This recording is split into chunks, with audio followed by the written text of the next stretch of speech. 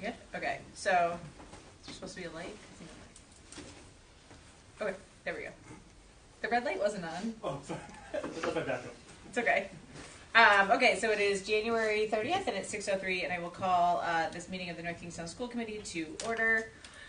The first item on the agenda is the Pledge of Allegiance, so if you're able, please join us. I pledge allegiance to the flag of the United States of America and to the republic for which it stands, one nation, under God, indivisible, with liberty and justice for all. Okay. Roll call, please. Erin Earl. Here. Robert Case. Here.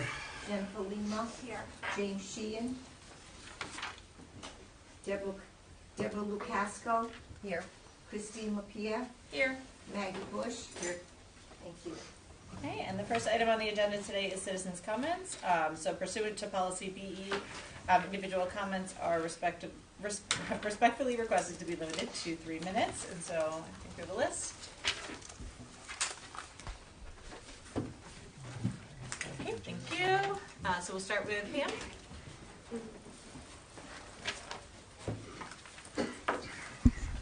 Pam Pinero, 710 Slocum Road. I'm speaking tonight to continue to advocate for class rank being available to those who want it. I have seen in recent emails that the district is considering language that includes all students having the opportunity to thrive academically, embrace individual strengths, and ensure that all students are empowered to reach their full potential. I would argue that some students would find meaning in their class rank and use it to help themselves reach their full potential by motivating them to be the best they can be. I am advocating for my children who are in middle school.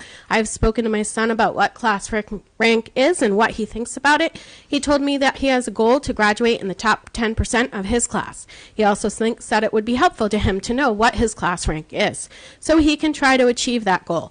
We have had discussions about that it is good to have goals, but it's okay not to achieve them. A healthy relationship with goals is important, and it can be taught. Just last week, an acquaintance was telling me how their son, who attends West Point, recently learned his class rank at college, and he was so proud of himself. He also needed it for entry into West Point. You can cite all the literature you want, but you can't take away my personal lived experience. Some articles suggest that there is a % of students who benefit from class rank. You can't take away the fact that I know it benefited me. Why do we have to be so extreme? Why is it all one way or not at all? What happened to compromise? I get it. The trend is to get rid of class rank. But what happens if in 10 to 15 years from now, they reevaluate this and say, oh, we don't have any more high achievers. We should put class rank back in place. Let's not just follow, but be leaders and find the nuance that matters. In my opinion, eliminating class rank is the easy path in this age where we are trying to accommodate everyone. I think the kids who are motivated by class rank and excelling in their academics should be accommodated and celebrated. Class rank may not mean anything to you, but to some it means everything. Class rank is still used at some colleges, universities, and for scholarships. Many things go out of favor, only return later in time. It is my opinion that eliminating class rank may ultimately lead to mediocrity. I propose that students be able to receive their class rank if they want it at the end of freshman year, end of sophomore year, twice in their junior year, and twice in their senior year. This will help some achieve their goals if they are planning to pursue an elite school, a military school, have something to include in scholarship applications, as well as push themselves to either maintain where they are or improve if they are motivated to do so. On another subject, I have great concerns over a statement made last week. The statement was, I don't think we should notify parents on many issues that we notify parents on. This is greatly concerning to me. I would like clarification on what this statement means. This statement made me feel very uncomfortable with my kids attending school here.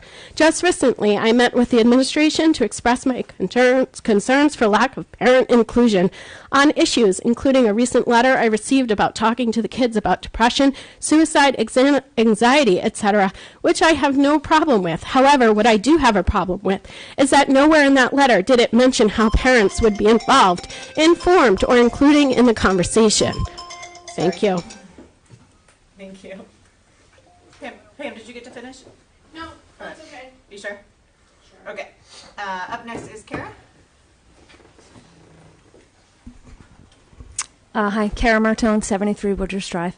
I just wanted to say thanks for the correspondence over the past couple of weeks. I know you guys are buried, so I appreciate any responses. So I agree with what Pam was saying. I definitely, when I looked at the agenda packet tonight and saw that the verbiage for class rank had been updated for some notes, but it also still included that kids had to wait until 7th semester to get that class rank, which I think everybody probably understands that that's just too late if somebody actually needs it for a college application or a scholarship application. And I also agree with what Pam was saying about every year. I think they should get it. I have a daughter who graduated in 2018, one in 2020, and one in 2023. And it's funny when I think back to my oldest one in 2018, how motivating that number was for her, for a number of her friends. I mean, I know people who freshman year were like, oh, okay, that's where I am. That's not really where I thought I was, but okay. And that motivated them. One of those kids graduated in the top 10 of their class. I mean, it's definitely a factor for these kids. Not every kid, and I think if you ask for it, you should be able to get it from your guidance counselor. What else was I going to say? Oh, and I also don't think the language has to say that it should be tied to a college application or a scholarship. I think that at the end of every year, at least, they should just be able to maybe submit an email if it has to be a formal request or something. But I think they should be able to get it. Thank you. Thank you. Okay, anyone else like to speak? Okay, we'll move on to the next part. Thank you so much. So we're moving on to unfinished business, and so the first item on unfinished business is the NKHS 2024-2025 program of study. So I'll turn it over to Dr. Duva and Co. for whomever's, if there's presentation or if we're just discussing for a motion to approve. So we don't have a presentation. We made a presentation at the last meeting. So if there's any other questions or any other discussion that we want to have before anything is approved, we could. I know we've heard a lot about class rank and concerns regarding that, and I'll just share, just reflecting on what I'm hearing and all, and just wondering if we should look at when class rank would be provided, so at that semester or sooner. Just thinking we are trying to get kids prepared for college, and just wondering if we should reconsider that timeline of when we are saying that they can't ask for class rank. To make sure they are receiving it in enough time to have what they do need. We know not all colleges are requiring it anymore, but some are. And so I'm just wondering if we reconsider that timeline of when that request can go in. Yeah, so what would be, so what I think we could do is we'll take any questions from the committee or the administration, and then maybe Shivali, if you don't mind, or Jackie, whoever wants to do it, we can answer those questions. Then we can make a motion to approve it, and then if the committee wants to have a discussion, we can do that under the motion. Does that make sense? That way we can have them come up and it's just procedural. It'll be fun. So we obviously have, if you want to start, I don't know if the committee has any additional questions regarding class rank other than what Dr. Duva just brought up, or we can have Shivali kind of respond to a little bit of the citizens' comments and what we've been discussing in between the last meeting and now, and then we can ask any additional questions. Does that sound good? Or do you want to do you have other questions about class rank, I guess would be my question. So Shivali can talk about all of it cohesively. Not so much a question, but more Yeah. of a comment. I just want to clarify that class rank has been gone since 2020, correct? It was prior to that. I want to almost say 17, 18. I know it was prior to me getting to the district. I believe it was about 16, 17. I would have to go back and look. So the decision, my understanding of it is the decision was made 4 years prior to when it went into effect. So it went, and I could be, I'm not 100% on this, but I think this is how it works. So the decision probably was made, but then it went into effect with maybe the incoming class of, Kara probably knows because of her children, but somewhere in between there. So Right. I think the decision's been for a while, but then it started to affect students more recently, is what I'm trying to say. Yeah. I think it was when the 2020 kids were freshmen. Yep, Yeah, that's, that makes that's what sense. was in my head as well. Yeah, so it would have been 4 years prior to that Right. when they entered high school. Right. So When 16 it was sounds about yeah. right. It's Okay. been a while. Yeah. correct? Yes, it has. Probably 2 graduating classes didn't have rank. Okay. If I'm 3. 2020 class, 2021, 3. 2022. Right. 2020 was the first class that did not have rank. Yeah, it'd be 4 actually. So 2020, 21, 22, 23, and then this would be this year. The fourth one. Yeah. Okay. So it's not a new thing. It's been in existence for at least a few years. A few years, yeah. Okay. And has there been, and issue with not providing it for students? Like, have students been negatively impacted by not, in terms of college admissions and those types of things? Has there been a negative impact on those students? So not that we know of. I know that some college, we have had parents contact us over the last few years that I remember. They've contacted us and said, we really need this information. So what we generally tell them is, please either have the counselor at the college contact us, or we are happy to call the counselors.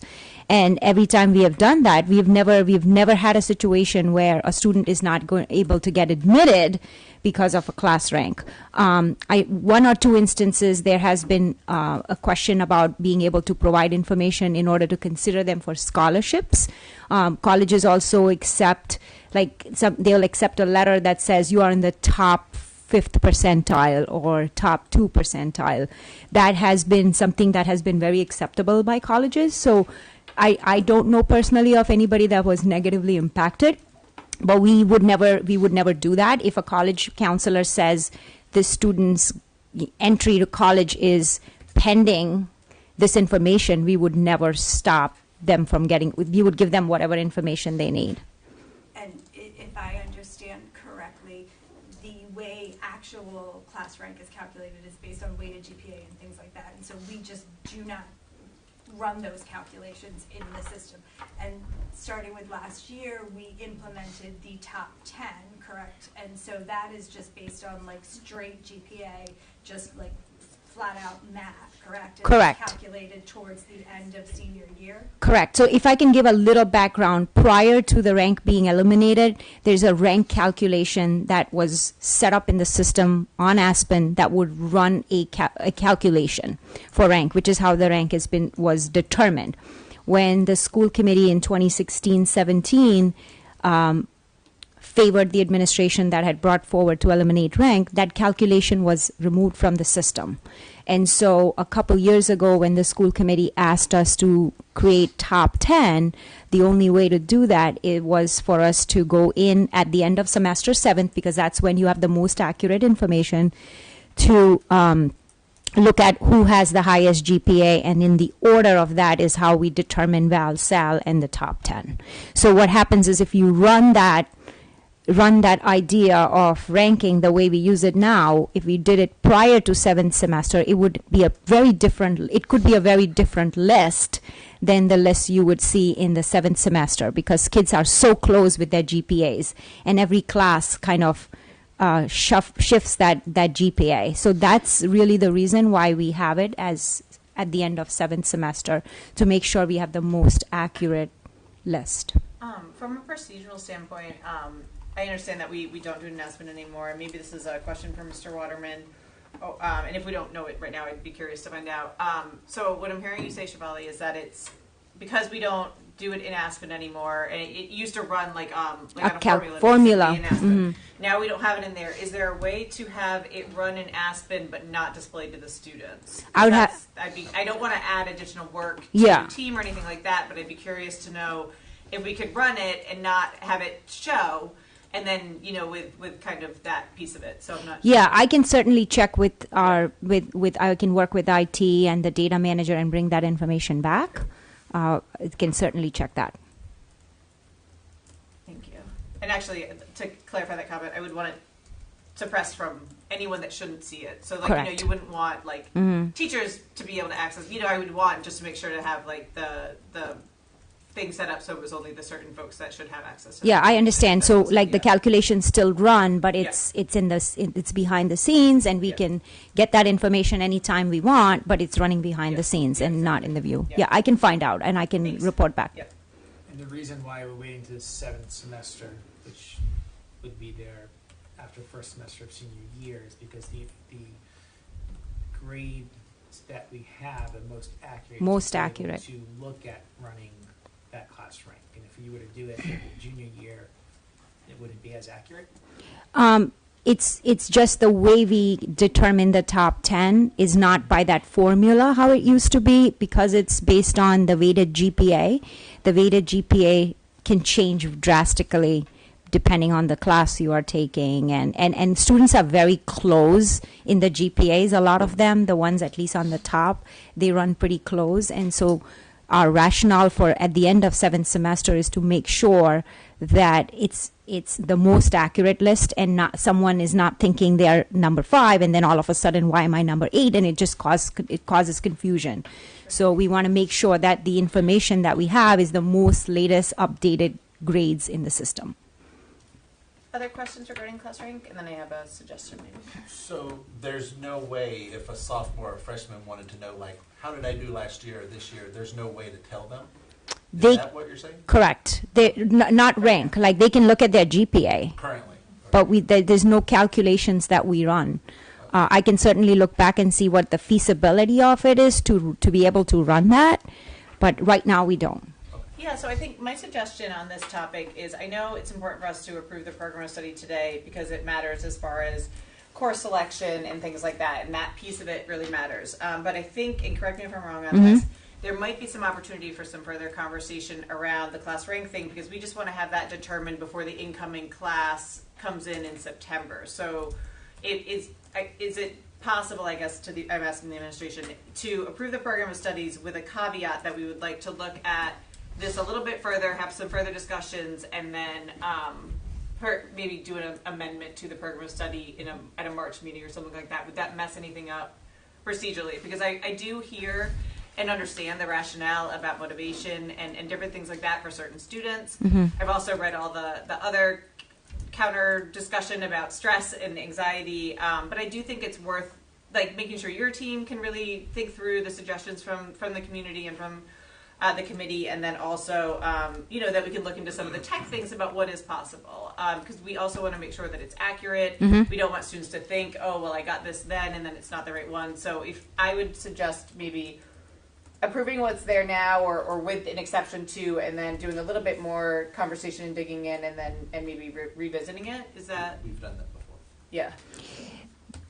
The only question I have is, will we be able to, whatever is in the program of studies, can we move forward for this class to follow that process?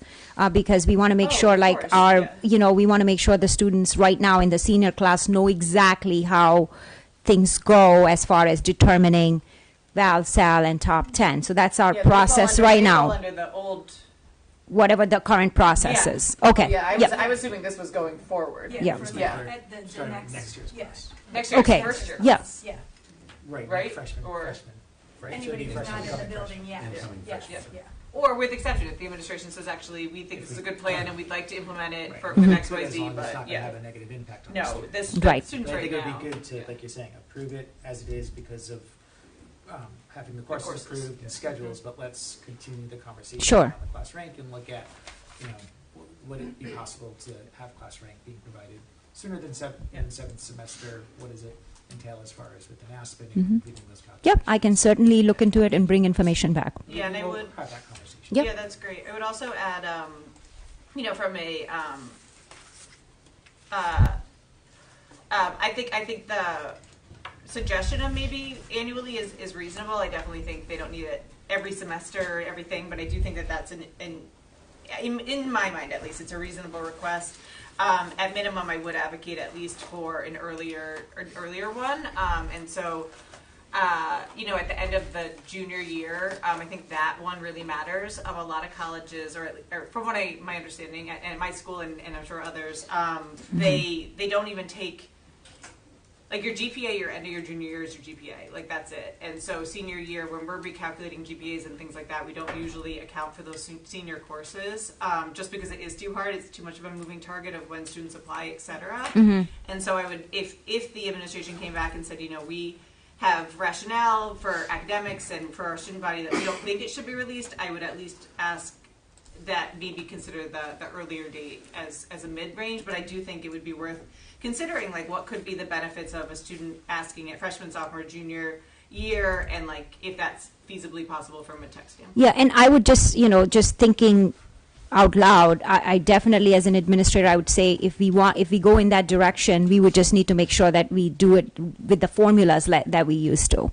It would need to happen. We would need to get those rank formulas back into the system don't like wanna we had use that, spreadsheet. because we the ranking the ordering of the GPAs is not Yep. the best way to do that if we are going back to that system. Okay. Any other questions or things that we want the administration to consider on that one? Do we want to? Can I just add a quick note to Of what we're course. talking about? Sorry. And I just want to make it clear as we're talking through it, I think it's great that we're going to spend a little bit more time.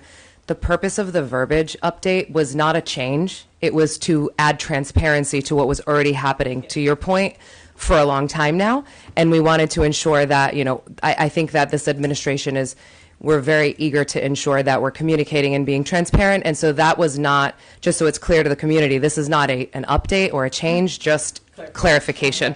And so I think it's great for us to open the discussion, and I appreciate the potential move on the actual document itself for the now. Yeah, I understood that it wasn't a change. That Yeah, it was okay, just awesome. initial information. I do want to honor though that we have had and we have new folks, which is wonderful. But we have had this conversation. I believe the community has had this conversation the past couple of years with the former administration, and so. I just want to honor that they've been having it for a while, and I know it's new for you all and your team, but I do want to just acknowledge that. So we totally understand it's not a change, and we'll just see kind of what you all think is best for your school, systems, and students, of course, and then we can go from there. Perhaps having an update like in March-ish, Yeah, we can do that. after the budget stuff, right? Okay. All right, so let's go on to further questions regarding the program of study. Any additional things that we need clarification on before?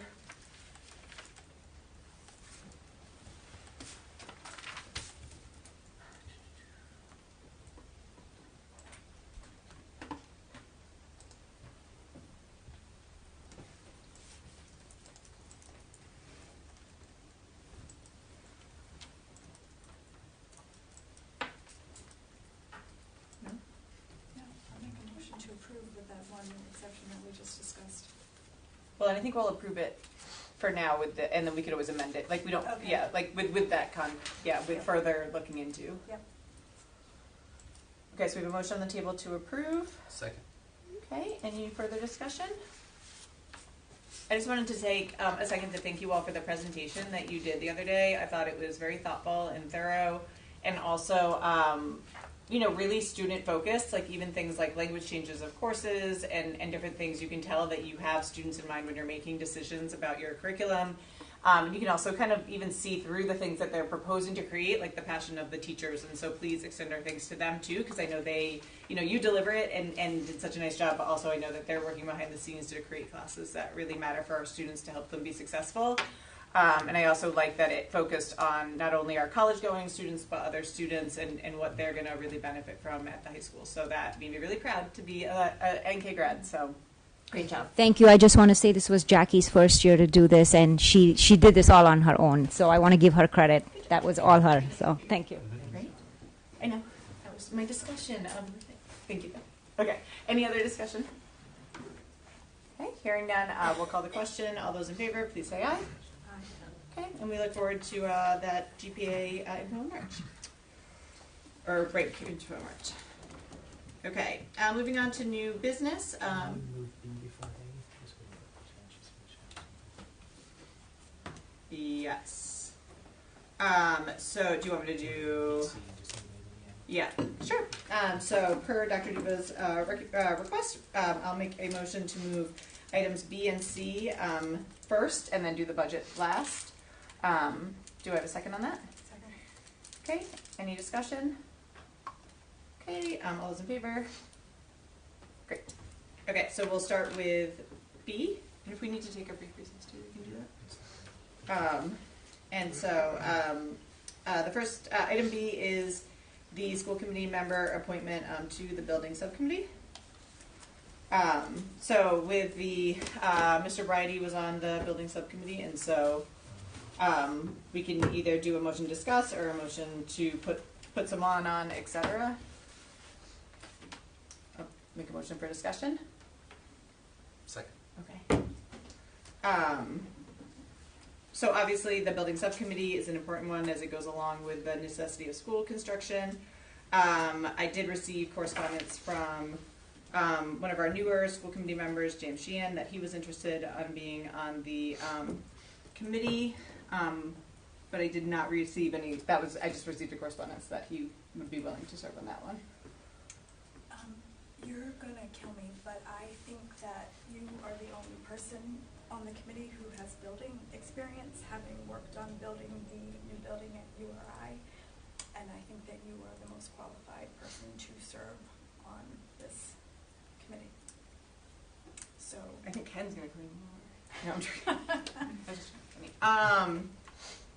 So I would like to make a motion to nominate you. Sorry.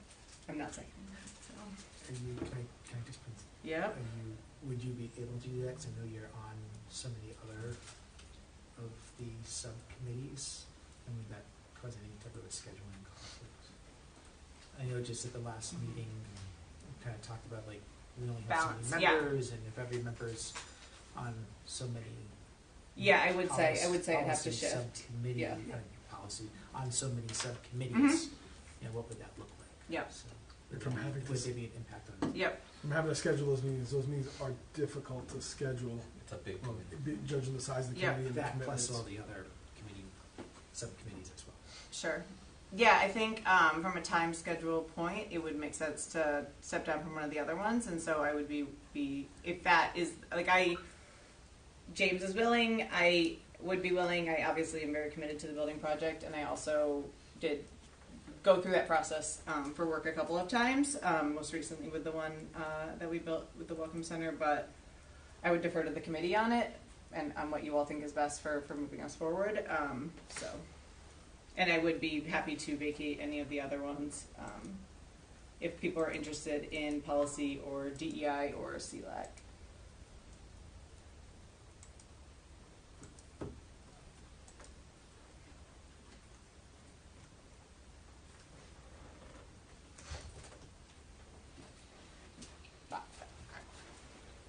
Two choices, people.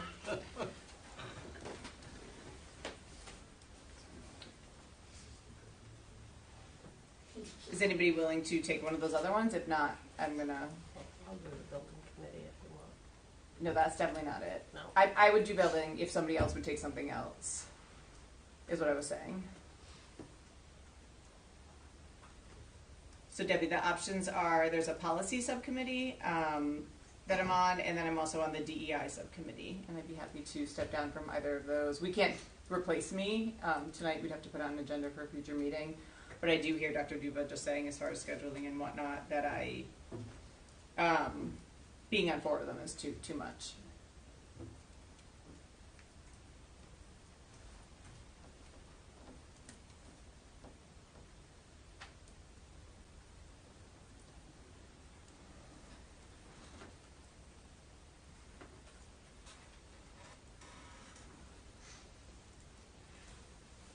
Is there one you'd want to step down from it, and then just put that up on the next agenda and see if there's someone else that would want to? Yeah, I'm thinking through like what might make. Yeah, I was thinking through. I was trying to think of what James. I don't know. I'm just wondering, is there one you just want to remove yourself from in order to do building? I mean, I can't do that right now either because it's like officially.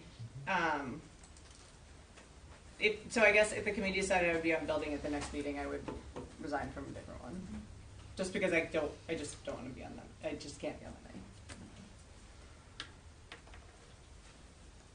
night. So there's. Did you had a second, right? No, waiting on the second. I'll second. All right. So the motion and second. Further discussion. So we can vote on that and then at the next meeting.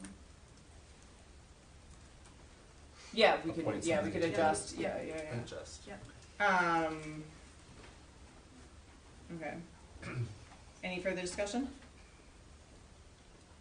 Okay, hearing none, I'll call the question. All those in favor, say aye. I'm gonna abstain. Great. Okay, so I'll think through that, and then we'll put items on the future agenda for kind of how we can shuffle the subcommittees around. Moving on, the next item is the NKSD necessity of school construction stage 1 application. So I'll make a motion to discuss. Second. Okay, and then don't know if you all want to start and if you have updates. So, Share out where we are. yep, so where we currently stand is we are putting together the necessary documents to submit the stage 1 on February 15th. As you may recall, those of you that were here last year at this point, the stage 1 submission is very procedural in basis in that there's a letter of intent, a letter of acknowledgement saying that you will follow the purchasing protocols and policies. You submit enrollment data, program of studies, district strategic plan, and it's kind of defining the need for why the district needs a stage 2 application, which is where the plan, so if you think back to where we were going in November, where we were putting together the actual project. So we don't identify any projects, we don't do anything other than say, we have the need, we have reasons for why we are going to need construction. We submit on February 15th, and then you have 1 year to submit a stage 2. So you would submit it in either September 15th of 24 or February 15th of 2025. Thank you. Other questions, discussion, thoughts? So when we met in December, Mhm. we had talked about a stage 2 for some of the smaller repairs. So, and I was thinking after the meeting, the only thing I could think of, so the building committee had brought forward somewhere between $90 and $100 million worth of projects that they were requesting a stage 2 on. Not those, like the So, HVAC. HVAC, so that we are, so our current stage 2 from 2018, we received extension from rides through September 30th of 2024. So there's a little bit of money remaining on that. So that's what, after the fact, I thought, I was like, I wonder if that's what you were referencing. So the high school HVAC project for the photography lab, I can't remember the room number, I just know it was a photography lab, the third floor, like A, B, and C, 300 A, B, and C, and the chorus room, again, I don't know the room numbers.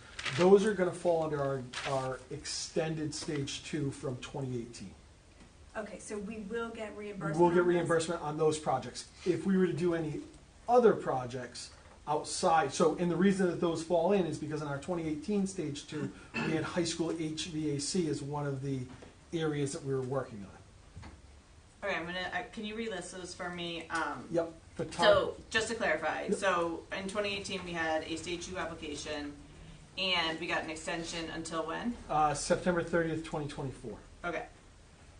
Work completed by then? We're anticipating completion. So No, the extension. Is it has to be started or has to be finished? we're targeting completion by then. Yeah, but that doesn't answer my question. Sorry, Mike. That's when our current state. So if we're not completed, Yeah. we would request another extension. Okay, so it has to be done by, but if it's not done by, there is a possibility that you could ask for another extension. Correct. Got it. And then the projects that fall under that list are, The, Can you the relist them? HVAC work that we have planned for the Yeah. high school, which was photography lab, which I think is room 145. yeah, just Okay. general is fine. Chorus room, photography room, and then 300 A, B, and C, which are smaller instructional spaces. Yep. And then there's nothing, and what's the reimbursement rate on that grouping? The reimbursement rate would be base rate, and then we would see if we if we're qualifying for any incentives. So it's possible, it's possible there might be a health incentive. We'll have to, so the incentive part comes once it's complete. The reimbursement comes once it's complete. So if it was completed in this fiscal year, we would apply in June, August. So there may be incentives we would be able to hit. I'm not anticipating completion by June 30th when the incentives expire, so I would only commit 35%. Or whatever the base rate is at the time, but 35% has been the standard for a bit now. Less than a year. It was 30 when I started, but yeah. Okay. So, I could have sworn the conversation that took place in that meeting was that we weren't gonna have any reimbursements on that project. On the On the high school H- HVAC, yeah. because it's coming from the bond, we won't, so the town will get a reimbursement. On a bond project, the reimbursement would go back to the town, and that's used to pay down the bond. So for example, if we were taking this out of our capital, so if it was $1 million project that we were taking out of our funds, and we got 35% back, the district would get $350,000 back. It would come through the town, but the town has a history of reimbursing it back. For all the bond projects that were completed, the town takes that reimbursement and has been, I'm assuming, paying down the bond. I haven't been part of any of those yet, but the bond money, because it's town money, goes back and stays with the town. And then for any ESSER projects, you do not receive any reimbursement.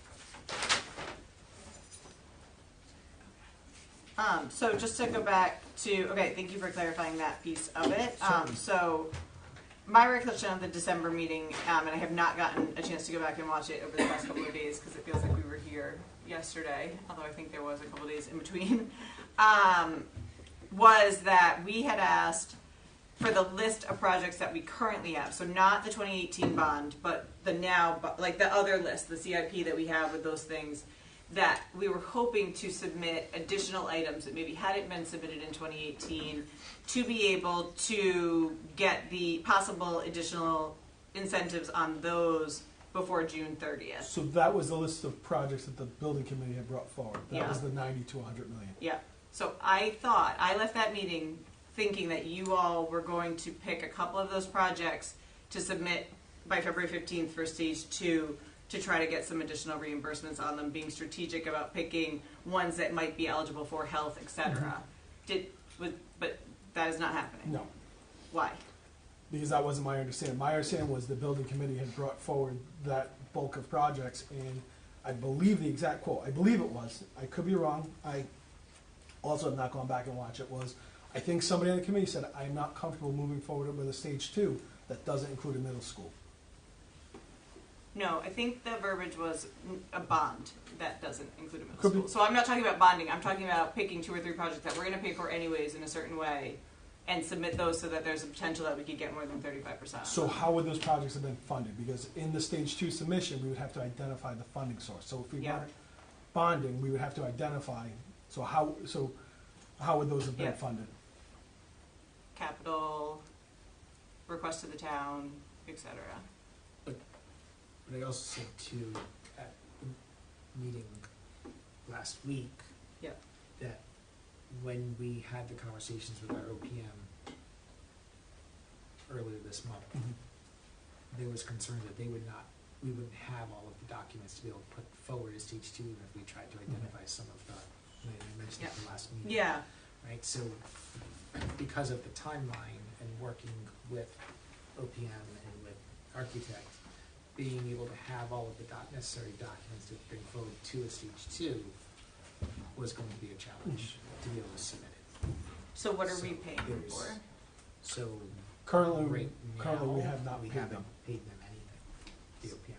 So what's that $100,000 doing right So now? right now, so we have a not to exceed, I think it's not to exceed 10,000 for the Wickford feasibility, which they're currently working on. PAR is currently working on the ESA. And then we have a not to exceed of $20,000 for a stage 2, but we're not currently submitting a stage 2. Can somebody help? So, So the $20,000 approval we put on for that 12-18 meeting was for those projects that came forward from the building committee. Those were the projects that the building committee brought forward.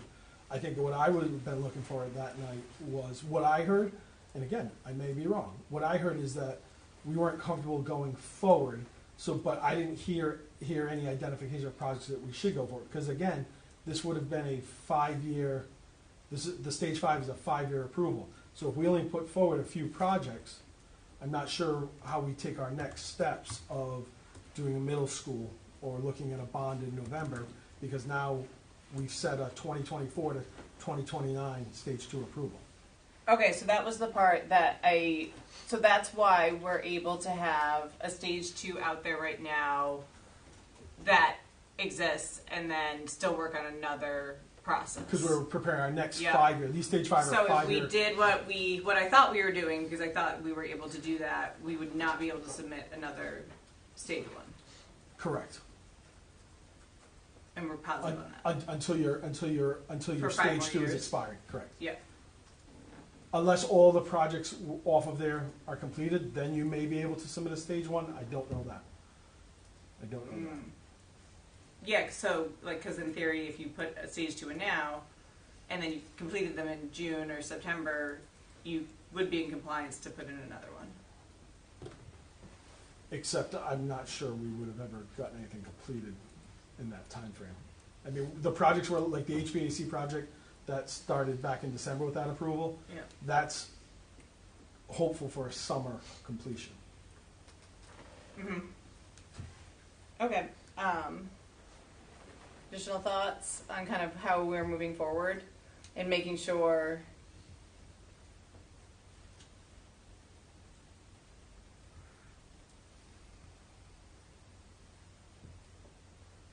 Your nonverbals are verbling right now. Great. Okay. They're not going to talk. Listen. Okay. So Are we approving anything tonight, or? I don't have a stage No, 1. I don't have any. There's nothing. There's no. No, we'll have that No. Next The meeting, 6th. because everything by the 15th, we'll have the stage 1 application. We're really just discussing. Yeah, we're discussing because I was thinking, what I was hoping for, so I needed more clarification on kind of how, what we were doing and why I was concerned about the February 15th date, and if there was any possibility that we could get any of the projects in under the additional reimbursement window. And like, that's what I understand what you're saying, Mike, but I'm concerned we're not playing it right, and like our responsibility in the school committee is like to be good fiscal. That's a big part of it. And we, of course, if we have work to be done, I was hoping that we could maximize the reimbursements and get things done. And so, like, I understand what you're saying. I just feel like So to go we're back. just submitting stage 1s into eternity is what it feels like. So I know, so in my opinion, the recommendation from the building committee, that was our attempt at submitting a stage 2 in February. That list of projects that addressed everything except for the middle schools. But you would have never been able to have all of those things to fruition by So if given September approval for February 15th. that night, the architects and OPMs felt it was possible. Could you clarify for me what night you're talking about? On the 18th, December 18th. yes. That entire list, you could have had tip to tail drawings by February on. They felt comfortable that they would have, so they were saying that they may seek an extension. They'd have the bulk of it in, but there may be some pieces that they would seek a 2-week extension on, for some of the more intricate drawings. So there's a possibility to get an extension? So that would have been having the bulk of everything else in. So if we were submitting for $100 million worth of projects, and one of them was extensive renovations to Forest Park, for Yeah. example. If we had all of the, there were many smaller things that don't require as great a level of detail. If you're replacing rugs, you need a floor plan. Like those simple ones would have got in, but the more detailed aspects of like a heavy renovation of the school, that they may have seeked a deadline on for specifically the drawings, but they would have had the other paperwork associated with it done.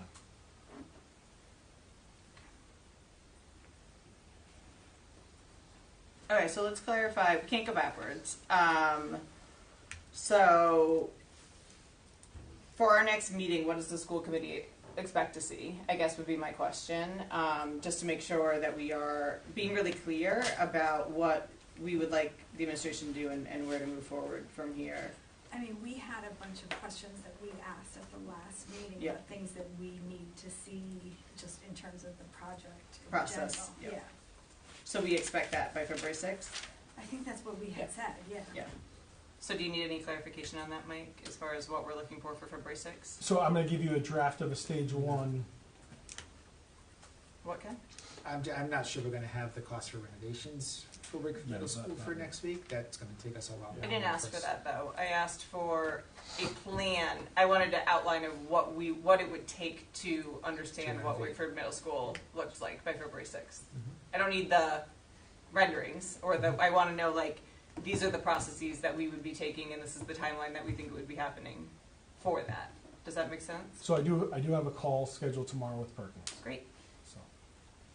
Okay. But that's separate from a stage one. So I just want, I don't want there to be any Yeah. more confusion. We'll So just need to make sure that we from have that from them. as like that's to not a identify. stage one conversation.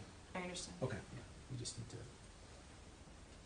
And if you need approval for the stage one by February 15th, we'll need that packet Yep. for the Correct. meeting on Yep. the 6th. So we have there's Six two and the there's 13th. Parallel two things due. processes, Two yeah. things due on the 6th. The stage one application and the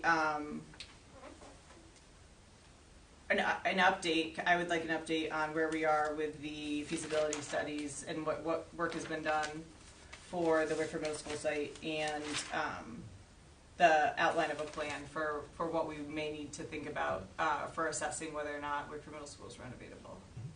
So 3 things. February 6th. Sound good? Mm-hmm. All right.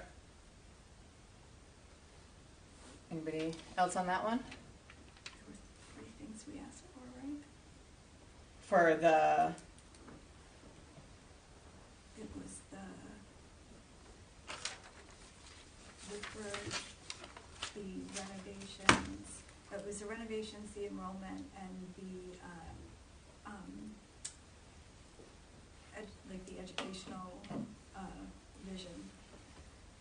yep. So the enrollment studies, would be the flow analytics study and the NESDEX, the most recent NESDEX study are part of that stage 2. Stage 1 application, that gets included. Okay. Yep. And then so that's yep. And then okay. Yeah, your cost for renovations of the middle school. The question was regarding projections, the background, how those projections were created from NISDEC, right? How they come up with those numbers, and then the plan to renovate Wickford Middle School and DMS for 21st century learning, which I just take a little differently than the actual vision for, like, you had just said to have a vision for what education, educational programming. I think what Jen was asking is, now that you've been as here far for a bit, what do you think that, what are your thoughts on what would be best for students? I think that's it's not like, we're not looking for like a PowerPoint vision, but like you and Rob have been here for a little bit, you've seen what's going on. We obviously have the recommendations from the feasibility study and the building subcommittee. We obviously presented one middle school with the grades. Is that, what's your assessment on what would be best for students? I think was the clarifying question, not like big vision, like just kind of like, hey, do you think we're still on the same track? Do you think we need to pivot, et cetera? And just to clarify on the enrollment, not so much necessarily where did the numbers that were used come from, but what are the numbers that we're agreeing that we're using moving forward? Just to clarify, Jen, on that one, are we trying to make sure that we have the baseline for like what size school we need? Is that what you're concerned about? Is that because I feel like there's different numbers, and I want to make sure that we're all locked in on what we are agreeing are the numbers that we're basing all of our decisions off of.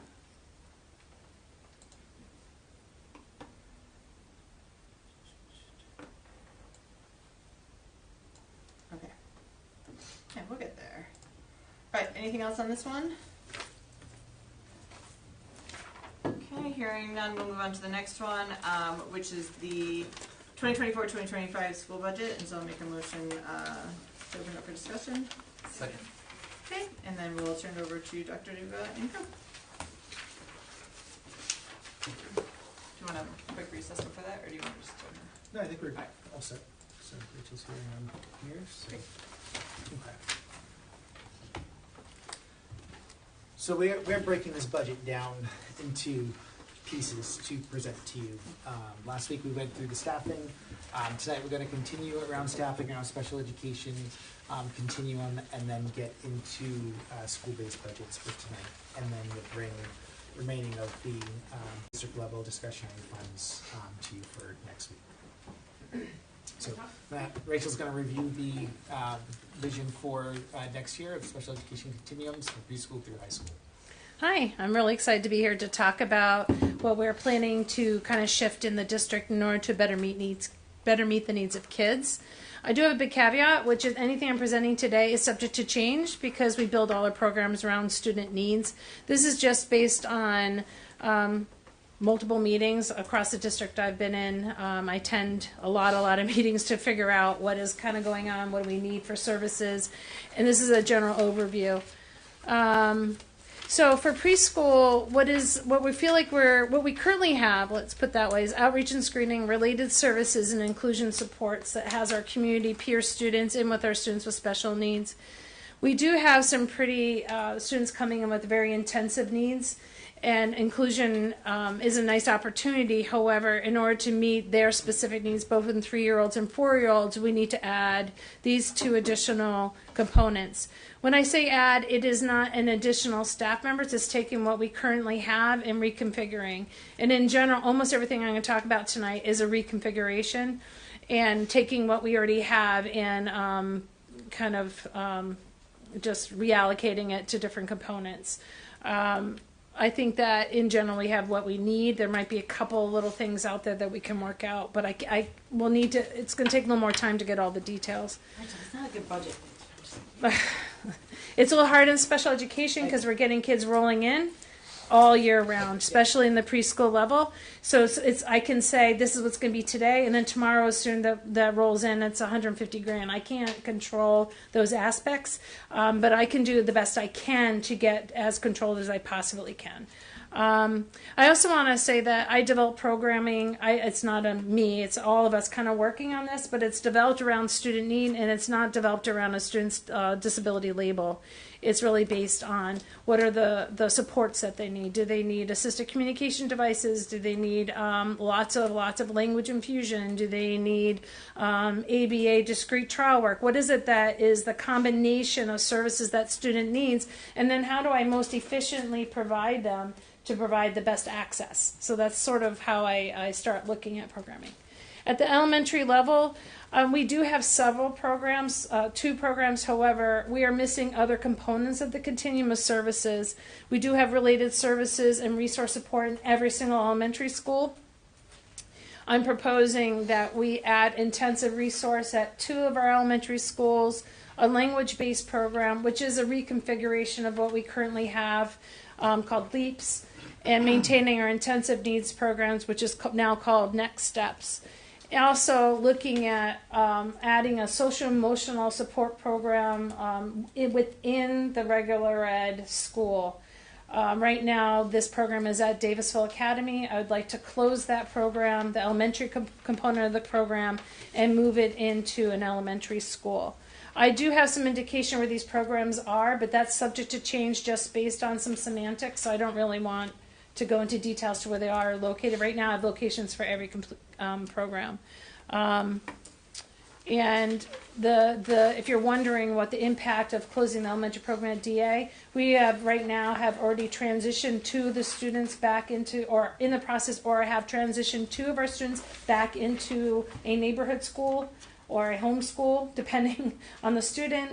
And that leaves us with 1 3rd grader, which we feel like we can figure out a plan for, and then the rest of the students will actually be at the middle school level.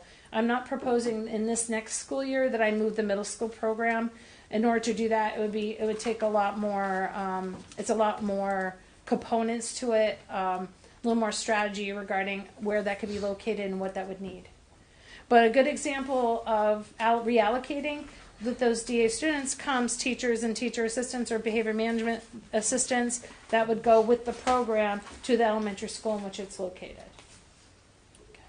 Middle school, this is probably, the middle school is missing the biggest pieces of the continuum. High school has more pieces than elementary or middle or even preschool, but the middle school is where there is almost like a cliff. Like we have all these some support systems, and we get to middle school and there's 1 program or resource. That's it. That's a really big problem. We have students that that's just not it's just not cutting it. We need to do a lot more support for our kiddos. So we as always, we have related services and resource support in every building.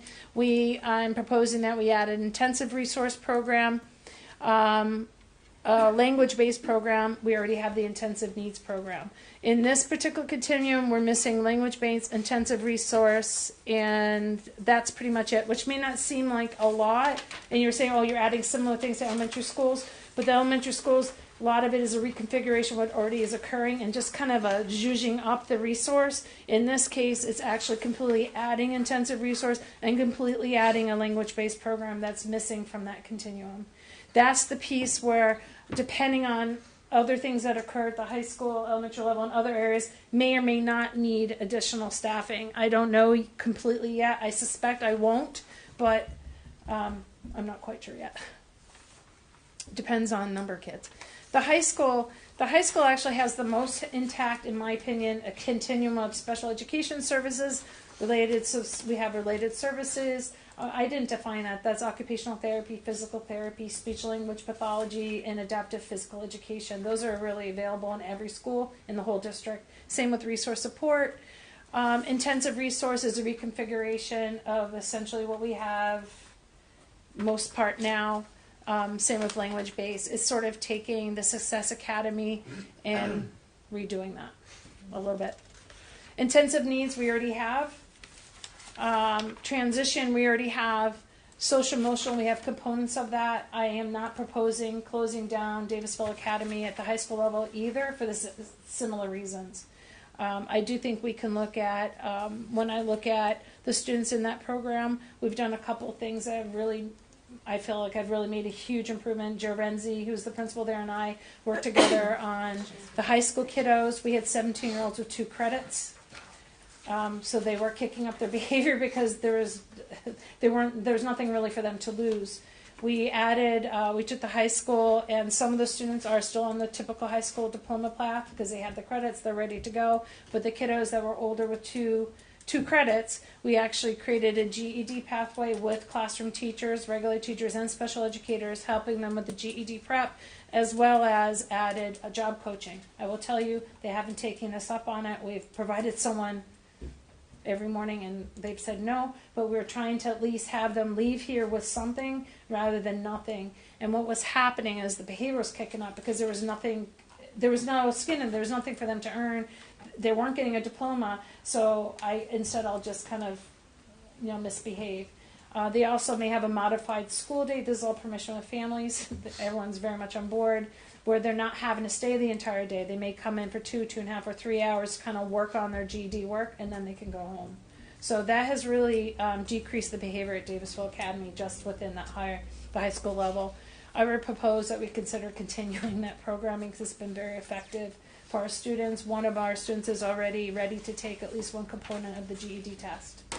So yeah, so we're really pretty proud of him. That was on his own. He said, listen, I think I'm ready to take this component, and now we're working on doing that component with him. Social emotional being more what you currently have, but maybe just looking at how it's configured a little bit. So again, that's a kind of a zhuzhing or reconfiguration.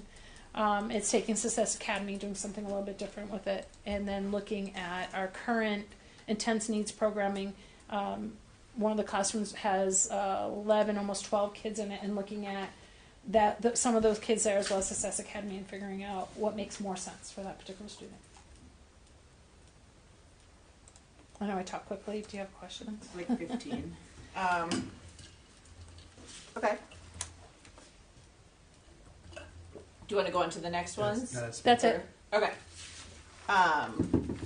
So thank you so much, Rachel, for that overview. I guess I need a little bit of clarification about especially at the preschool and the elementary school level, like what currently exists and then what is being proposed. Sure. Yeah. That would be helpful. And then a follow-up of that is the piece about. I heard you talking about some potential opportunities to reallocate staff due to transitioning the elementary students from DA elsewhere. But I need, from a budget perspective, I need to understand that a little bit more and where those FTEs are going. So to me, that's budget neutral because it's a reallocation. So let me start preschool. Yeah. We currently have 5 inclusion classrooms.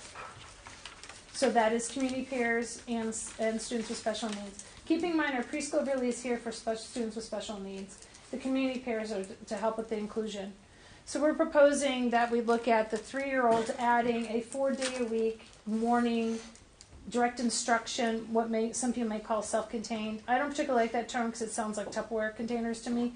So I really think of it as a direct instruction program for our 3-year-olds in the morning where it's just special ed. There's a couple of reasons for that. One, we can have more than just 7 kids if we wanted to. We probably wouldn't do that, but it also really creates the intensity where there's not looking at also trying to do the regular ed preschool curriculum. We can really work on their skills. The same with 4-year-olds. The difference with the 4-year-olds would be an all-day program. So a lot of our students are not ready for kindergarten. They only have a half-day preschool program no matter. Right now, all we have are half-day. This will allow that intensity of a full day. What Jackie DiLorenzo and I have talked about is having the 4-year-olds be really intense in the morning, and then those that are ready having more inclusion opportunities in the afternoon, but they still have the opportunity to have that really kind of direct instruction program. I cannot over-express the level of need that's coming in. We have students functioning like the 8-month-old level, the 12-month level, and having them being in an inclusion environment. Yes, we all want kids to be included. That's not the key here, but their level of need is so significantly different that it's not really meaningful participation. So we really want to make sure to work with them really intensely on their skills. We're talking about a lot of co-treating with occupational therapy and speech working together and not such separate silos, not trottling down the hallway to go to your speech session, but really having it embedded in the classroom. And when we do that in a more direct instruction way, we can do that easier than trying to embed it within an inclusion classroom. All right, so just to clarify what I'm hearing. So we have 5. No, I got it. Let me just see if I got it. So we have 5 classes, and we're talking about for specifically the 3-year-olds and the 4-year-olds. For the 4-year-olds, instead of them just coming from 12 to 3, they would be coming the whole 9 to 3. And in the morning, they would be getting intensive kind of like classwork just with them and the teachers. And then in the afternoon, for those appropriate, they would be integrating into... We're suspecting about 3 of the kiddos would be ready to do some inclusion work, but maybe not the entire 2.5 hours that they have in the afternoon. Yeah. So that's the other thing too. If they're coming in for those 2.5 hours, they have to stay that entire time. Some of them are not going to be able to tolerate that. So how do we build tolerance? Is you provide exposure. Only go for the morning meeting or one activity. Only go for story time, and then building that so that they're a little more ready for kindergarten. So for that piece, that makes sense. And then for the 3-year-olds, I heard a different model though. So Yeah. they would not be in the classrooms with their community Well, no, we pairs. still have 3 inclusion classrooms, 3 and 4-year inclusion classrooms. This is just 2 separate classrooms. So of the 5 preschool teachers, 2 of them would be doing this work. So they would have the intensive 3-year-olds. So instead of 5 doing everything, Yes. you're taking 3 and then 2. Yeah. So we're still going to have inclusion. We're still going to have just maybe not as many community peers. That does have a revenue impact on the budget, because I'm going to look at using it just with just having the direct instruction with just the special education kids for some of those that programming. So there would be pretty much 3.5 inclusion classrooms and 1.5 direct instruction classrooms using the 5 instructors we currently have, or 5 FTEs, I should say. Make more sense? Oh, I understand it. I'm just doing the math in my head. Yeah. So no adding or subtracting. No, I'm doing the income math and the impact to community pair enrollment, because that's a big concern of mine. Is our ability to provide good pre-K to students. So if you're really looking at providing good pre-K, then we're going to have to add significantly more classrooms. Yeah. Because right now we could probably add 2 classrooms easily, but it's not going to meet the needs of the intensive kiddos that we're getting. Mm-hmm. Okay. So that's a further conversation. If you want to talk about more preschool for all or things like that, that's a whole nother big huge project. We need way more infrastructure, more Something like space. that, if we were to add on to the early childhood at that level, we would need to be looking not just at staffing, but space as Building. well. For We have no classroom spaces. space for We don't have classrooms. Oh yeah, we've been capacity at this time. Yeah, we've been talking about that as Yeah. far as when we're moving things around. That was part of some of the conversations with the middle school. At one point, it was designed into the middle school as a subsection. Then we talked about shifting students. I know y'all are, like, it's a lot of new administration, but those conversations have been happening, and so maybe we can set a date for future conversations on what that looks like, because it does take a couple of years to think through. Oh, and yeah, different there's a things, lot but of work to it's a that. I'm big- completely supportive of Yeah. that, but Yeah. right now I Yep. have to meet the intensity, and Yep. what we're having right now isn't cutting it. Yep, understood. That's the reality. Okay, so I understand. So just to clarify, pre-K, those are the only two changes. Everything else was the same, Mhm. and the impact budgetarily will be a revenue decrease from community pairs. Correct. So I'll need the actual like numbers on that, Ken, like eventually, and then also I'd like to know like the actual student impact of it, like as far as like what that would mean. Et cetera. I will tell you that right now we generally don't have enough 4-year-old community peers to begin with, so we're not completely full to begin with. Yeah. I'm gonna say, So 'cause the we still revenue- currently have capacity where we can. We currently have capacity today for students. We just don't have 4-year-old. students Yeah. registering coming into the Yeah, I would- classrooms. I would guess it's because of the hours that are not conducive to Correct. Yeah, we participating don't in a provide- program from right, 12 to we don't, 3. We don't have the right Transportation. transportation. It's not full day. Parents need a full day's Yep. programming. You need before Exactly and right. you need before and after care Right. for Yeah. 12 to 3. Correct. We don't have that. Yeah. Yep, exactly right. And Yeah. and so right now we already have capacity there, so the impact may not be as extreme as you think, because the 4-year-old piece is already there. The other Well, they're just component. paying other places other than us to educate their kids. Like, they're having to go elsewhere, Right. which is just hard. Okay. Go ahead.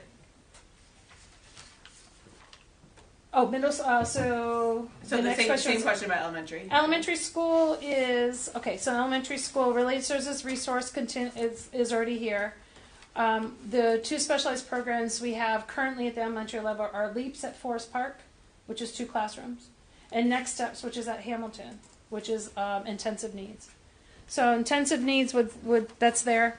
It's no ad. Language based is essentially there. If you think about LEAPS. Intensive resource is taking what our current teachers are doing and kind of shifting the scheduling of how they're doing their services. When I think of intensive resource, these are kids that need really like 2 hours of intensive resource support in order to move their skills, usually in English language arts and math.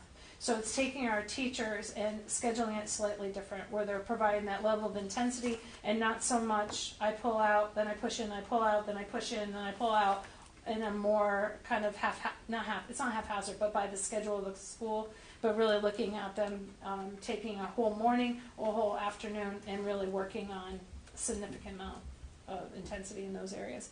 I'm pretty sure I can do that one. I'm really actually confident I can do that with our current teachers, especially with some other kind of shifting of how CRP and things else that we've talked about doing behind the scenes here. So that's there. So sorry, just what's getting added there? So it's really not adding; it's reconfiguring what we have with our teachers. So intensive resource, I believe we can do that with our current elementary special educators. All right, so that doesn't currently exist, but we don't need additional staff. I Is that don't what you're believe saying? so. Okay. No. And then, because I believe we have everything we need for that one. Social emotional, that would be taking the DA staff, which is essentially an elementary special educator, as well as probably two of the BMAs, the behavior assistants, and moving them into the public school or the general school with those students. And that program would start out small. So no additional resources at the elementary level? No, I don't believe we'll need them.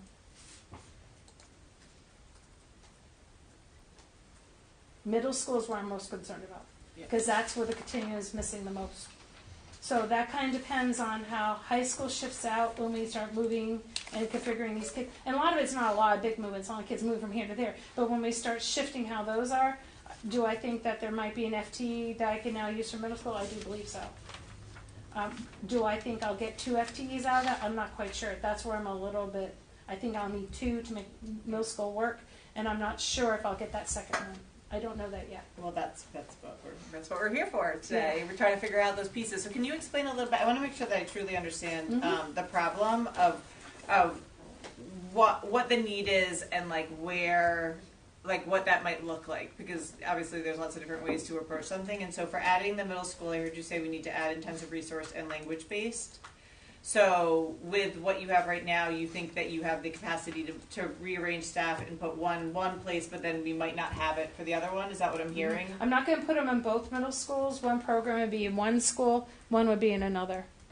You don't really want to load up one school with all the specialized programs. So language-based most likely would go with where our intensive needs are, and I would propose that the other intensive resource go to the other middle school.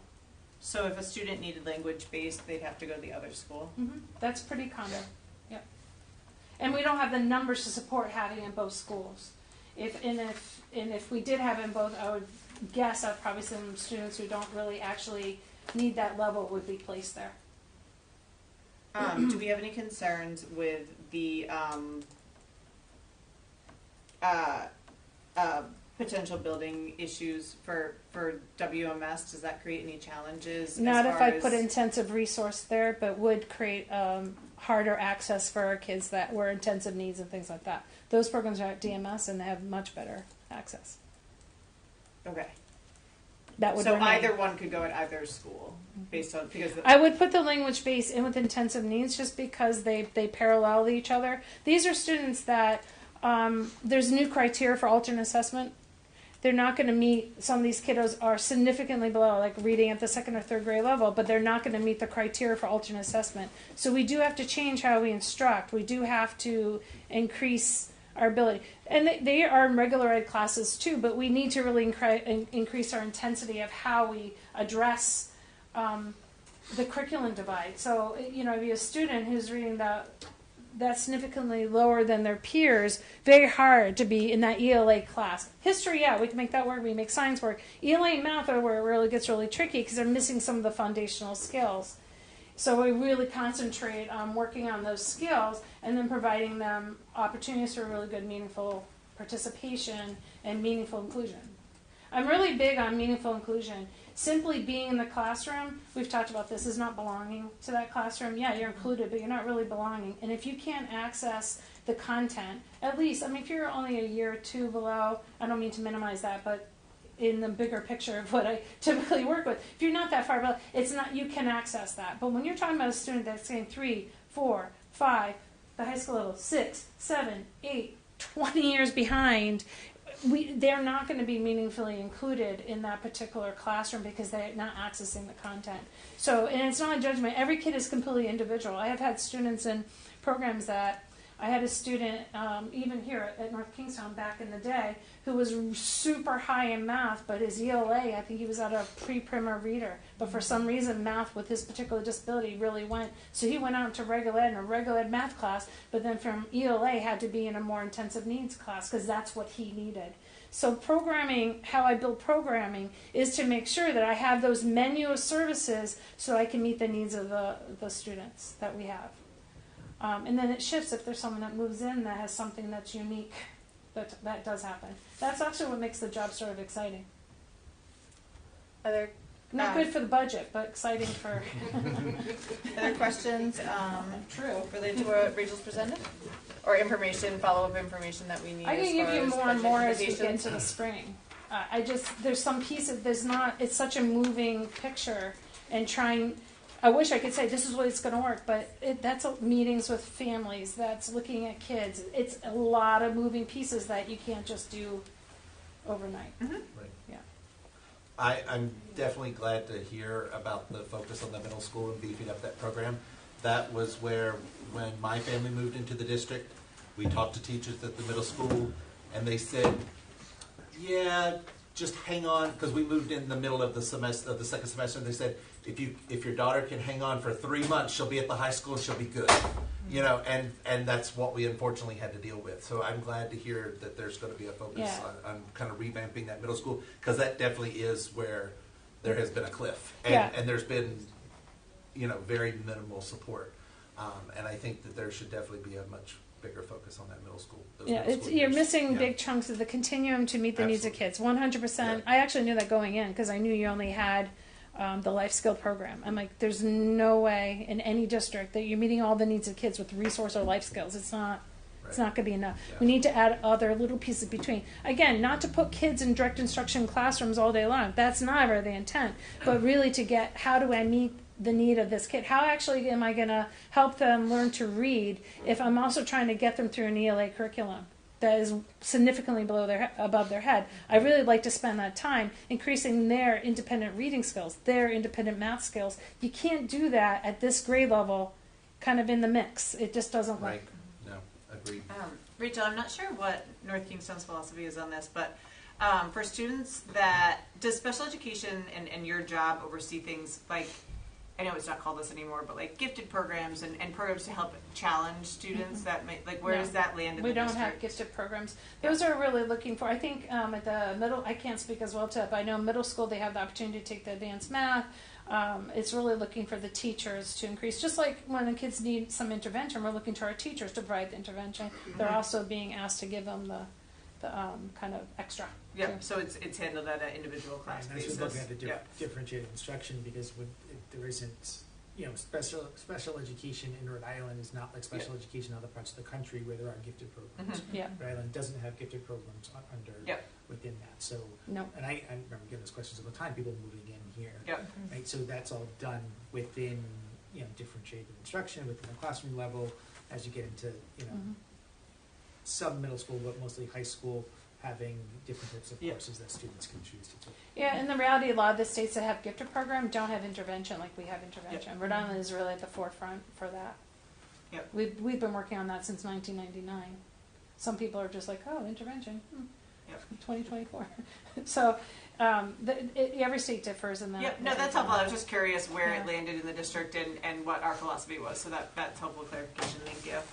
Anything else as far as questions for budget impact and different things that we want, follow-ups on this area, et cetera? I heard possibly some additional FTE needs. I guess one question I did have regarding this area is, for TAs, that was a concern that we had heard last year during budget time, and then we know we have it's hard to recruit, et cetera.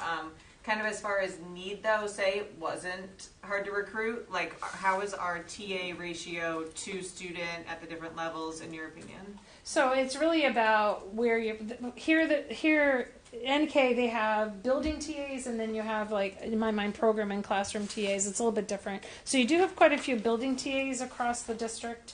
Do I think we have enough? If I'm able to hire for all the positions that we have open, yeah, we would have plenty. Unfortunately, we still have some vacancies. We still have some vacancies. People come in and they've left. In fact, why I was not here right on time is I was finishing up teaching a TA class for CCRI, and it's a great recruiting, and I've often got people from that class. So, I think the market is opening. It seems like we're getting more applicants, and we'll continue to pursue that.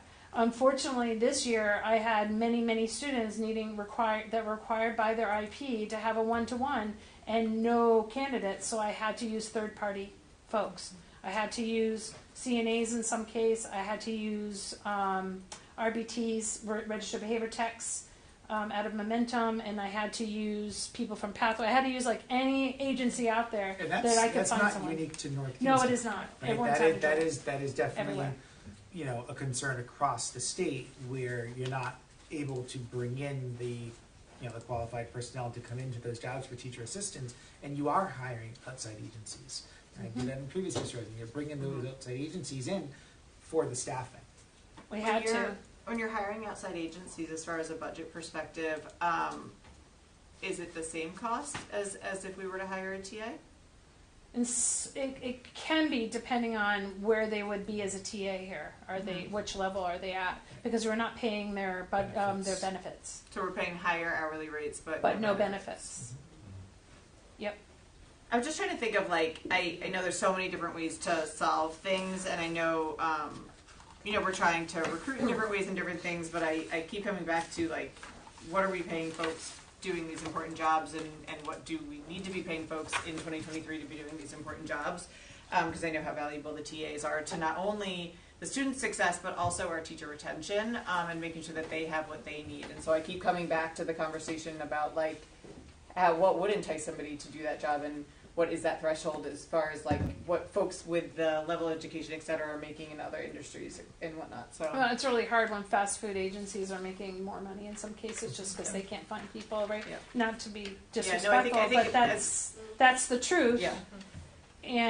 And I would tell you, I'd also much prefer to have internal. I'd rather they be North Kingstown employees working with our kiddos and not outside agencies because it's not all.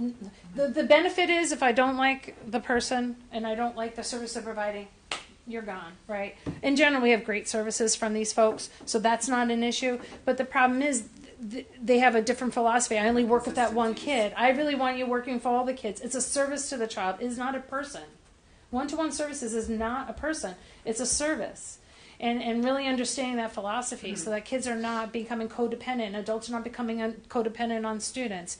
You know, I think that I have to take a really hard look at the number of one-to-ones at the high school. I'm surprised by that. My guess is that there's been deficits in the past, so people get nervous, so they request one-to-one. I can't control that if it's already been in the student's IEP.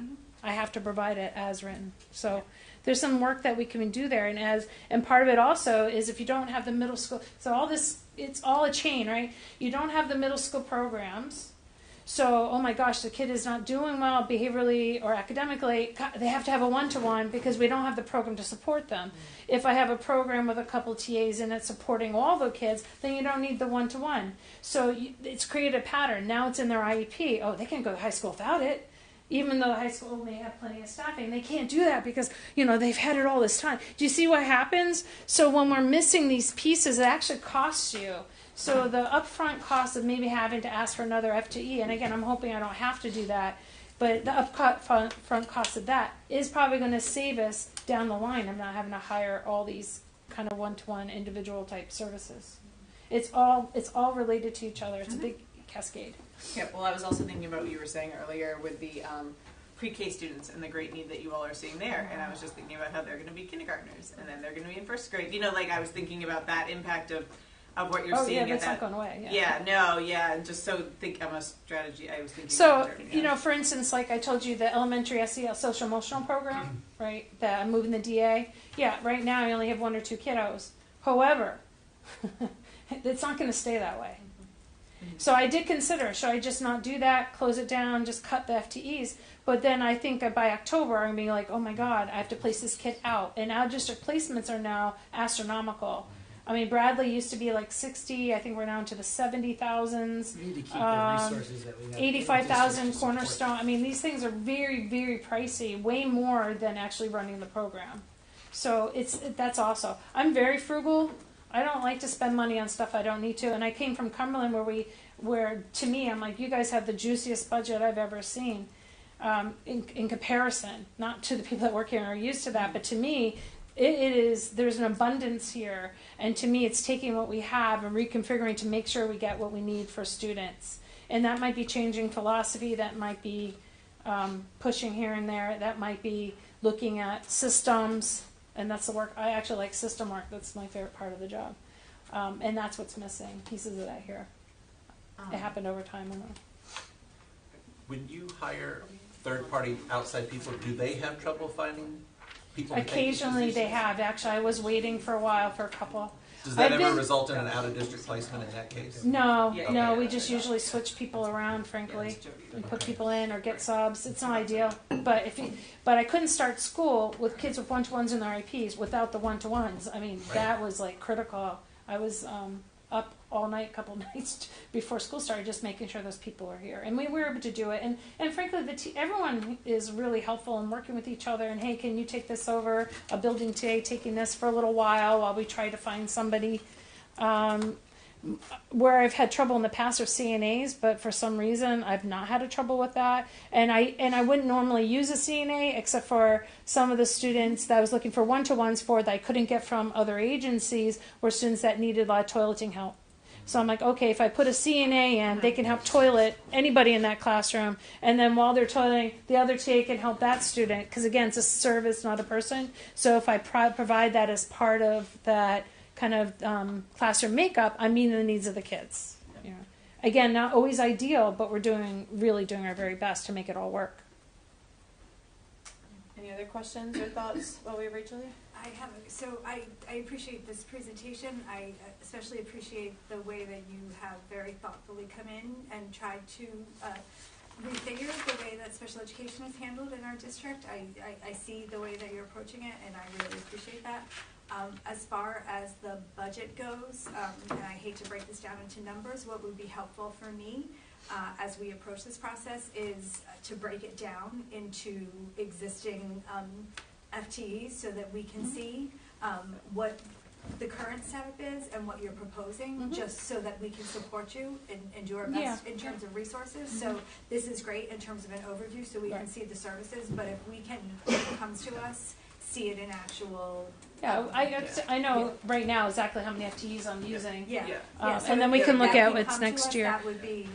I think too. I didn't want to be too premature with that because if I'm coming to the high school to meet, which we're happening in the next couple of weeks, and I'm sitting there trying to reconfigure that, there are things that could pop out from that. Yeah, I mean, you know what I mean? It's just your best guess. So I don't want at to ask for this something point, I didn't need. And also the thing that I hear is just, I hear you saying, like, things are services, not people, just to quantify that also, like what things are in your budget as a service versus a people, that's good to know. So I think what I heard when Rachel was saying that is that, like, if you have a one-to-one, it's not the same person all the time. Like, you will have a person, that's what you were trying to say. Yeah, right? so when people, a lot of times people think when you hire a one-to-one, they only work with that one kid.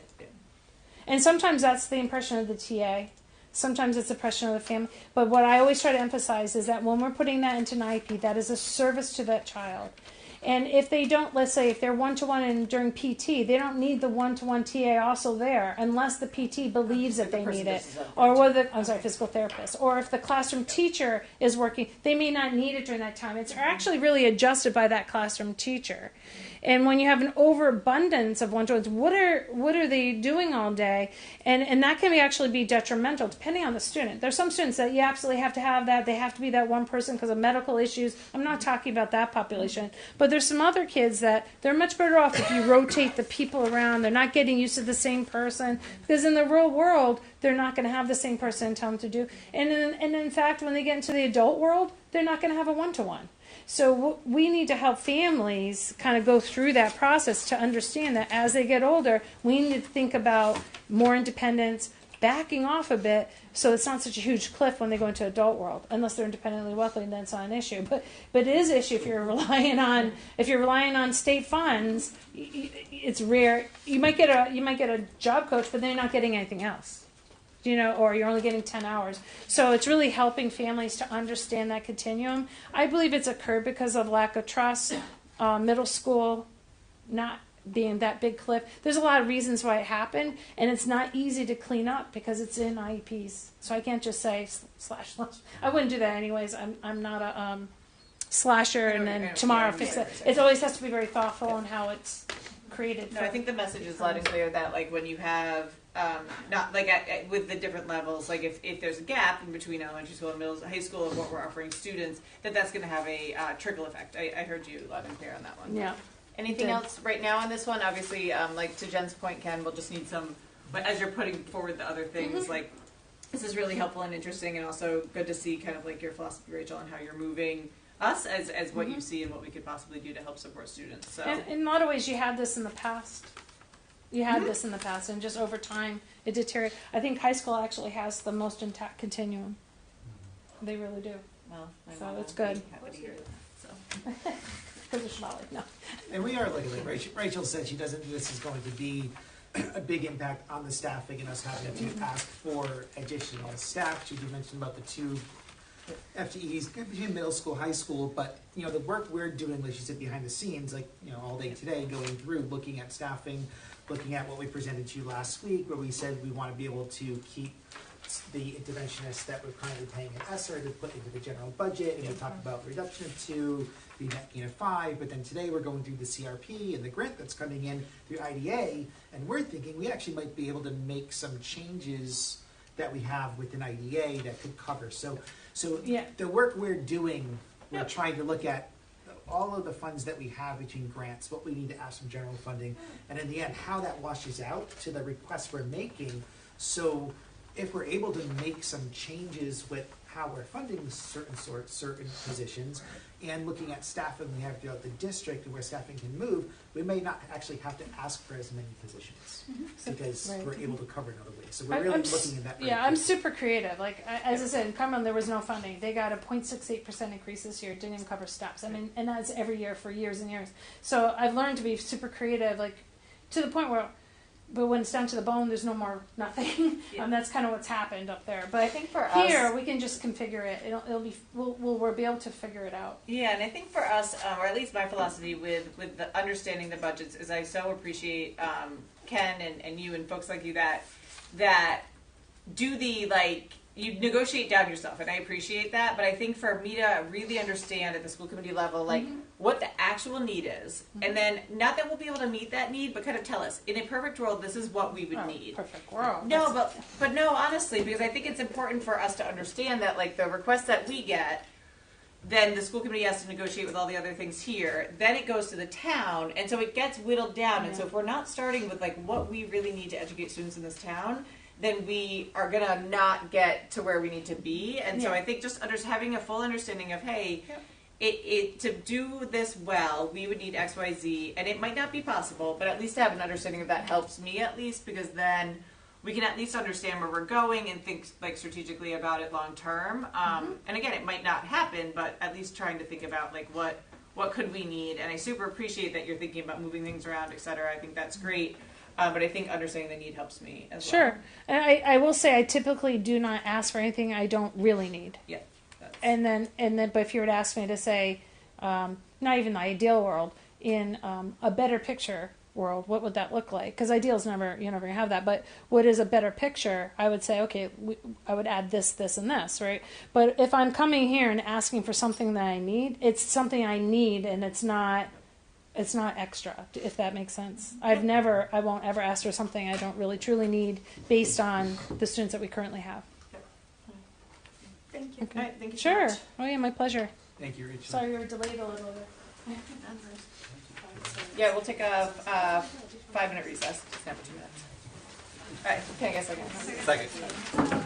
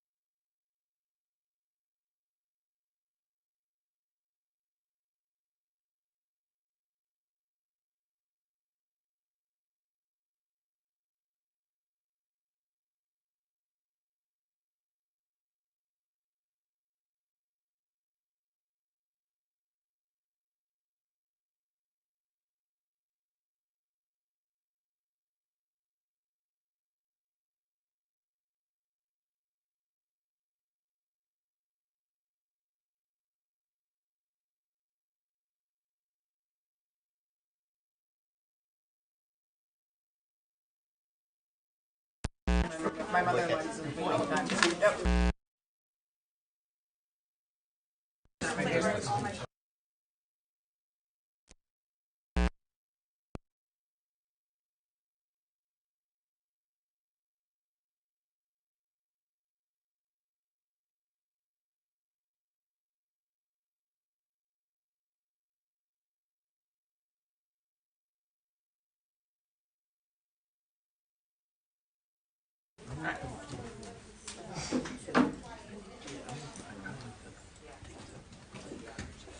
Oh, yeah. Okay, so we'll resume from our recess. We're still on the agenda item of budget, and so we just received a update about staffing and programming from our PPS director, and we'll now turn it over to Dr. Dubob for some additional information regarding the operating budget. Maybe. Is that the right one? Yes. Okay. Andrew may have to ban a Grace did tap it. I think we can do it Oh, perfect. You got it. Awesome. I was looking for the little clicker, but didn't see it there. Okay. So we are dividing up this budget to present to you. So tonight we've worked on the school-based budgets to share out. And what this is looking at the request that we received from the school building administrators regarding supplies, furniture, curricular materials at each building level. We requested each building administrator work with their grade level teachers, at the elementary level, middle school, high school level, work with department heads as far as what those requests would be. And then myself and Elle, we met with each of the principals to review their budget. And then the past few days, we've just been going through that. Mike and I reviewed each of those budgets, reviewing them with Elle, and putting that together for tonight. So what I'm presenting to you is the total operating budget at the school level for FY25, and the comparison of what the current year is. So. For FY25, the budget requests for operating budget at the school level is $394,928. That's an increase of $47,000. What is important to note is that in meeting with the principals, I did talk to them about really looking at what is required for the teachers to have in the classroom for their students. And to also put into comparison what those requests are that go out each year to families. I did hear that from the community about the wish lists that go out, and asked them to really look at those lists. And that if we are asking for supplies from families to donate that are supplies and materials that are really required for the students to participate in the curriculum and for the teachers to have, then that's something we should be budgeting for, by the school department. That really should be, something coming from us. And then if there's any extras or the nice to haves, yes, families can get that for their children. So that is, Andrew, Chaz, can you go to the next slide? So that is part of this additional request, because there are materials that weren't part of budget requests in the past, and when I asked them to really look at that, certain schools, based on how they were budgeting, it did cause an increase in their line items for what they needed. We also asked the principals to really talk to the teachers about what they need. So some of those increases are based on what our educators are saying they need that might be curricular related or outside car maybe, or something. And materials. Some of it is also looking at furniture, updating tables in classrooms, whiteboards that certain people may need. All of that is part of the requests that have come from the schools that we have put in here. Curricular requests at the middle school and high school level, different programs that teachers might have asked for to put in place to support their students, or updating science tools and supplies that they need in the classroom, certain equipment materials that have not been updated over the years, And then also too, it includes just the inflation costs, right? We asked the principals to really work with their clerks to look at what is it that you're putting in for requests, and please look at what those costs will be coming up, so we have that information. And then another piece that I did add on there, some of that cost has to do with graduation at the high school. There have been increases in the rental facility at URI, so that that's an additional cost. So It's not owned by URI, just for the record. what is it? It's not owned by URI, just for the record. No, URI, but URI didn't increase that cost. No. I'm just I'm just saying clarifying. so the Who's increasing facility that we the use, the global the spectrum rental who runs facility that of the facility, state. increased So their there cost. have been increases there. So all of that is part of that increase as well within this operating budget at the school level. Anything else, or do you want questions, thoughts? Any questions or comments? So I'm gonna hold on my questions until we actually get the line item budget, and I know I've expressed to you the way that I would like to see that information presented. This information without actual numbers is great in context, but it doesn't really provide any information, so I appreciate that. And I know it's high level, the previous that's- slide that's is the Yeah, total, yeah, right? I- Like that is what the I appreciate total the will high be, level, so. but I'll look forward to seeing the actual detail, Yeah. which we'll have at the next meeting. You should I'm have it at the asking? next Yes? meeting? Okay. Yes. And will you be able to provide it in the way that line item, UCOA, year-to-date, last year, this year? We should be able to provide that. I mean, my like what I'm used to be presenting is presenting to you, the line items, the roll up of those line items by department. But then you can see like, okay, here's what the cost has been. Like we have the analysis of what was over the past few years, and then this is what we're asking for this year. So we should be able to. I mean, that's what I've been looking in at. sheet format so that Yes. we can see it. Okay. Right. I think it'll save us all a lot of headache if you know that ahead of time. That's what we're going to be looking for. Okay, additional questions, comments, requests? I do think it's good that we're considering, things that were historically donated by families. I also wonder if there are things that teachers are buying that are, to your point, like requirements versus like things that are nice in their classrooms. And I don't think so. I'm always concerned. I think about what I see teachers using their salaries for in the districts that really impacts student learning. And so I know that that this is a good step towards trying to help alleviate that. I'd also be curious about something that I was seeing just from my own experience in the district is that they would be asking for things that I think we purchase, but then they have different preferences. For example, Lysol wipes instead of generic wipes, or real Kleenex versus not real Kleenex, like generic Kleenex. So I guess just let me finish my question. Sorry.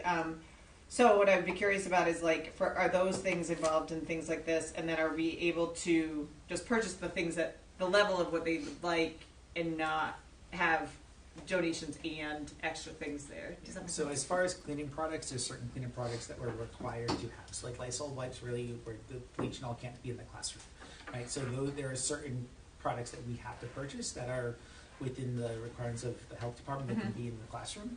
An example, like crayons, we have on there Crayola crayons, right? Ticonderoga pencils. So we are being very specific to what the teachers are asking for because we know quality matters.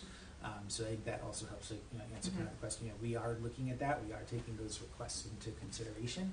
I think Kleenex, sure, that that's something we can look at district level of what it is that we purchase as far as the Kleenex in the classroom.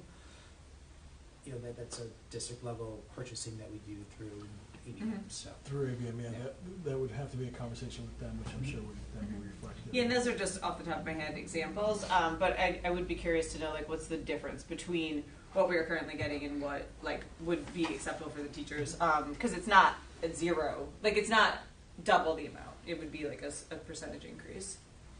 Other questions regarding information? For the curricular requests that you said are included in this increase, does that include like licenses for like online textbooks or things like that? So that would be, Or is that that comes under a separate part of the Okay, budget. that's what I thought. We'll I just also wanna have the make sure. curricular district-wide budget that we'll present that would have some of those. Okay.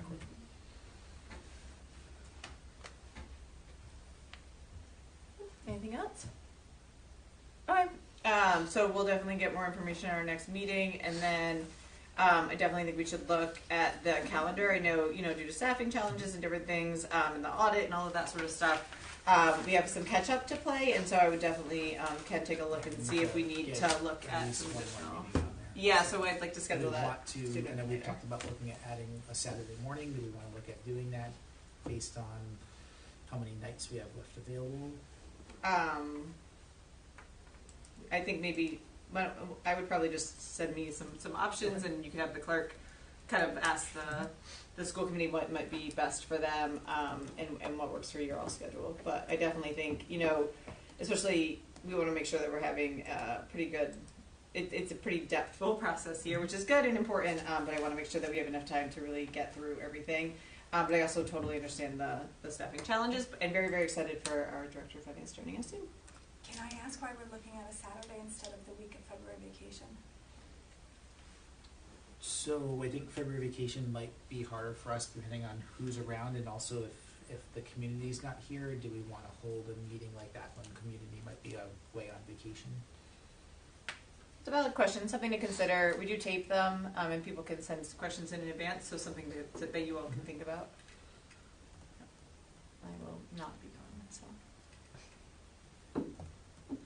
All right, anything else? Okay, hearing none, we'll move on to, I don't know where my agenda is. Where did that happen? I know. Okay, I will call, there it is. It's only one page this week, today, that's why. Can I get a motion to adjourn? So moved. Okay. All those in favor? Okay, thank you so much.